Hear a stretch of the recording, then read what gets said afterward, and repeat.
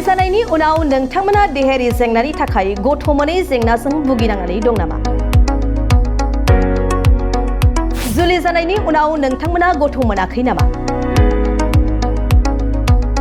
गथ' मोनै बिसि फिसायनि थाखाय क'क्राझारनि आइ आफा मेडलाइफ VM हस्पिटालाव फिन लानानै फैबावदों मोजां फाहामथायनि मोनसे मोजां खाबु।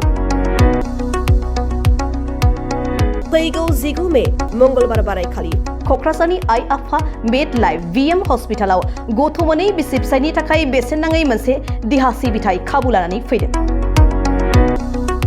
फैगौ 19 मे मंगलबार बारायखालि फुंनि 10:30 रिंगानिफ्राय बेलासिनि 2 रिंगासिम बिरला फार्टिलिटी एन्ड IVF सेन्टार गुवाहाटीनि देहा फाहामगिरि IVF स्पेशलिस्ट डक्टर रिम्पी बरुआया नोंथांमोननि गथ' मोनै देहायारि जेंनाखौ नायनो थाखाय क'क्राझारनि आइ आफा मेडलाइफ VM हस्पिटालाव फैगोन। बेनिखायनो जायफोर बिथांमोनहा जुलि जानायनि उनावबो देहायारि जेंनानि थाखाय गथ' मोननो हायाखै बिथांमोनहा फैगौ 19 मे मंगलबार बारायखालि फुंनि 10:30 रिंगानिफ्राय बेलासिनि 2 रिंगासिमनि गेजेराव क'क्राझार सहरनि JD र'डआव थानाय आइ आफा मेडलाइफ VM हस्पिटालाव बेसेन होनाङालासे नायफैजानो आरो देहा फाहामगिरिनि सुबुरुन लाफैनो हागोन। एपइन्टमेन्टनि थाखाय नोंथाङा 9773987407 मबाइल नम्बराव बुकिं खालामनो हागोन।